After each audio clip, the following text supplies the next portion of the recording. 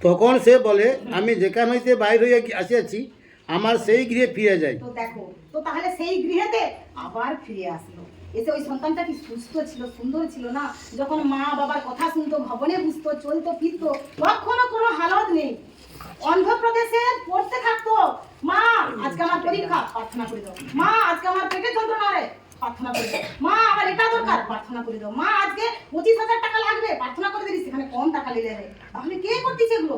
ঈশ্বর করতেছে। আজ সে সন্তান বেরিয়ে গেলে বলেনি, মা গো আমি এই কাজটাই যাচ্ছি, একটু ঈশ্বরকে প্রার্থনা করে দাও, বা নিজেও দাঁড়িয়ে একটু প্রার্থনা করে। তাহলে ঈশ্বরের কতটা কষ্ট, কতটা যন্ত্রণা, তাহলে আজ সে কষ্ট পাবেই। তাহলে তার শরীর থেকে কি করছে? সেই ঈশ্বরটা দূর হয়ে গেছে, আর শরীরটা কি খালি, পরিষ্কার, ফাঁকা। আর দুষ্টু কি করলো? সেই শরীরে প্রবেশ করলো। সে বলছে এই তো এই সন্তানের শরীরটা পরিষ্কার, আমি এবারে ঘরে ঢুকি।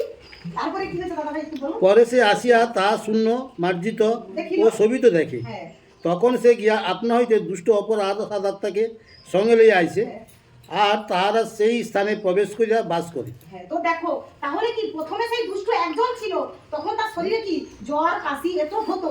আজ কি করলো? সে যখন দেখলো এর শরীরটা পরিষ্কার, সে কি করলো? নিজে বুঝলো।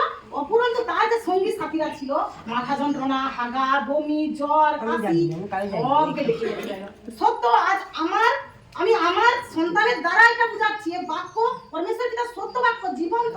কার তো সাথে আজ আমার সন্তান কাশতিছে, জ্বর, পায়খানা, বমি, পেটের যন্ত্রণা, পেট ব্যথা, আবার বিপদে 3-4 রকম নানা রকম আসছে।